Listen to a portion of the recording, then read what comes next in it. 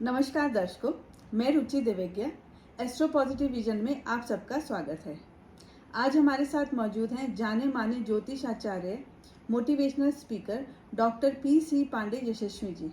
नमस्कार आचार्य जी। नमस्कार आचार्य जी, जरा हमारे दर्शकों को बताइए कि रक्षाबंधन का क्या महत्व है।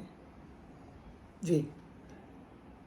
रुचि एक प्राचीन हमारी मान्यता है, पुराणों में बहुधा वर्णन आता है। एक बार देवताओं के राजा बलि हुए, जो बड़े धर्मनिष्ठ न्यायनिष्ठ राजा थे, और बलि सत्ता संपन्न हुए। शुक्राचार्य जी के कहने पर उन्होंने अपने सद्गुणों से और वीरता से इंद्र को पराजित किया। स्वर्ग में उनका साम्राज्य बन गया। स्वर्ग पर आधिपत्य पाने के बाद शुक्राचार्य ने उनको बताया कि स्वर्ग का सिंहासन सदैव किसी के साथ भी ठहरता नहीं है। अगर तुम्हें इस सिंहासन को सदैव अपने पास रखना है तो आपको 100 यज्ञ करने होंगे, तब आप सटक्कर तो कहलाएंगे और उसके बाद स्वर्ग से आपको कोई हटा नहीं सकता, इंद्र भी कुछ नहीं बिगाड़ पाएगा। बात इतनी थी, शुक्राचार्य जी के निर्देश पर बलि ने यज्ञ करने शुरू किए और यज्ञ में देवताओं ब्राह्मणों की आराधना, गुरुओं की पूजा की जाने लगी। बलि का सम्मान त्रैलोकी में बढ़ गया। बलि का 99 यज्ञ पूर्ण हो गया था। भगवान वामन के रूप में अवतार ले चुके थे, इसलिए बलि के द्वार पर पहुंच गए वामन बनकर। बलि में गुण ये था कि वो देवताओं ब्राह्मणों की पूजा करता था और अपने भिक्षुकों को और ब्राह्मणों को खाली हाथ नहीं लौटने देता था। तो उसने भगवान वामन से कहा कि तुम ब्राह्मण बालक मेरे द्वार पर आए हो, मैं आपको कुछ देना चाहता हूँ, जो आप चाहोगे मैं आपको वो दूंगा, आप मांगिए। वामन भगवान ने पहले चतुराई से मना किया, फिर बार बार अनुग्रह करने पर और बलि के अपने सौगंध दिलवाने पर वामन भगवान मांगने को राजी हो गए। उन्होंने कहा, पदानी त्रीण दैत्येंद्र, मुझे तो 3 पैर जमीन रखने की जमीन दे दो, बस काफ़ी है। बलि हंस पड़ा, बोला, अरे वामन, जितना तू बौना उतनी ही तेरी बुद्धि, चल तू ले ले। क्योंकि बलि अक्षुण्ण रूप से स्वर्ग का साम्राज्याधिपति होता और फिर दूसरा कोई राजा नहीं होता, तो दैत्य के राज्य को उन्होंने मुक्त करने के लिए और देवताओं को साम्राज्य देने के लिए अपने पैर बढ़ाए, विराट रूप धारण किया। एक पैर से उन्होंने भूर्भुवः स्वः महाजनः तपः सत्यम 7 लोक स्वर्ग के नाप लिए, और एक पैर से उन्होंने पृथ्वी के तल, वितल, सुतल, तलातल, रसातल और पाताल 7 लोग नीचे के नाप लिए। और तीसरा पैर अभी रखने की जगह बाकी थी। तो वामन भगवान ने पूछा, अब क्या हो गया तुम्हारी प्रतिज्ञा का? बलि ने कहा, दान बड़ा या दानी? भगवान ने कहा, दानी बड़ा। तो बोले, मेरे सिर पर अपना तीसरा पैर रखो ना, उद्धार हो जाएगा। तो जैसे ही भगवान ने सिर पर पैर रखा, बलि वहाँ से सुतल लोक पहुँच गया। भगवान देवताओं ने पुष्प वर्षा की और बलि के समर्पण की सराहना की गई। रुचि, बलि का दान आज भी प्रसिद्ध है। लोग कहते हैं बलिदान दिया, बलि जैसा दान दिया, इसीलिए ये बलिदान की बड़ी महत्ता है।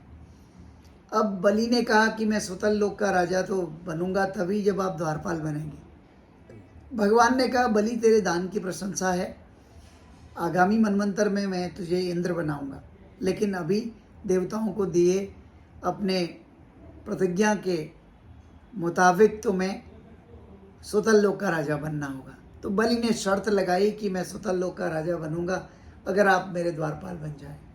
तो भगवान तो भक्तों के लिए कुछ भी बन जाते हैं, वो द्वारपाल बन गए। उधर नारद जी ने जब लक्ष्मी जी को बताया कि हमारे प्रभु तो द्वारपाल बने बैठे हैं, तो इसीलिए लक्ष्मी जी चतुराई से वहाँ से आई, बलि के द्वार पर आकर रोने लगी। इतनी सुंदर और समृद्ध शीला स्त्री को रोते देखा तो बलि का मन पसीज गया। बोला, क्या मांगती हो बताओ? बोले, मेरा भाई नहीं है, राखी का त्यौहार आ रहा है, तो इसलिए मुझे अब अपनी बहन बना लो। बलि ने कहा ठीक है। लक्ष्मी रक्षा सूत्र लेके आई थी, बलि के हाथों में बांध दिया। ये न बद्धो बलि राजा दानवेंद्रो महाबलः तेन त्वां प्रतिबध्नामि रक्षे माचल माचल। तब से ये सिद्धांत जुड़ गया जिससे बलि बांधा गया प्रतिज्ञा के मुताबिक, और लक्ष्मी जी अपने वैकुंठ के अधिपति को बंधन मुक्त करके ले आई भक्त के बंधन से, और उससे हम पूरे प्राणियों के हाथों में बांधकर उनकी रक्षा की कामना करते हैं।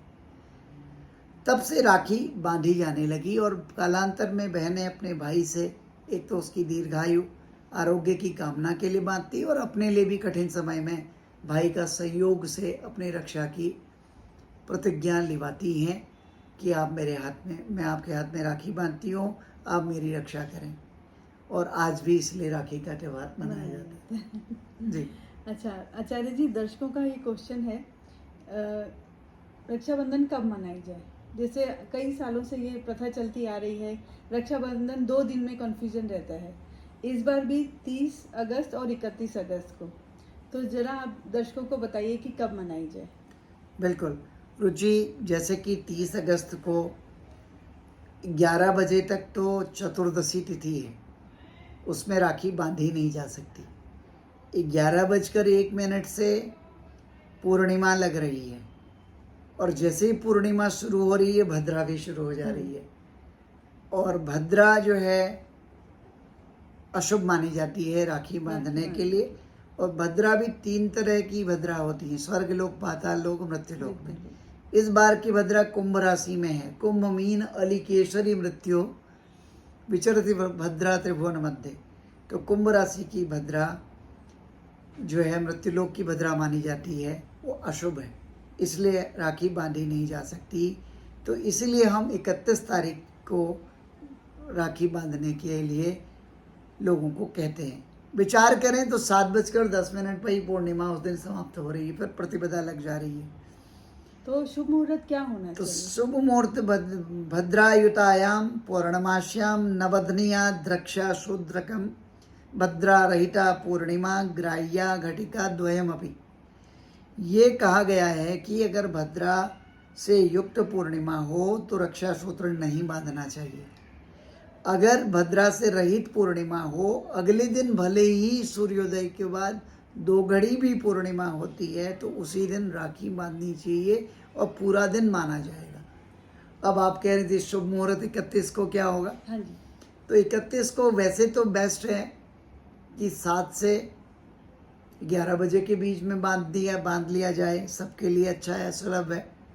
अगर कोई रह भी जाता है तो पूरे दिन कभी भी बांध सकते हैं, सूर्यास्त से पहले। तो इसलिए कंक्लूजन यही रहा, 31 अगस्त को पूर्णिमा के दिन भद्रा रहित बेला में रक्षा बांधनी चाहिए, ताकि सर्वविध मंगल हो, सबकी रक्षा हो। आशा करती हूँ आप लोगों को ये इन्फॉर्मेशन बहुत यूज़फुल लगी होगी। ऐसे ही अगर कुछ आपको जानकारी चाहिए तो आप कमेंट बॉक्स में लिख सकते हैं, ताकि हम आपके प्रश्नों का उत्तर दें। नमस्कार। नमस्कार। धन्यवाद आचार्य जी। धन्यवाद।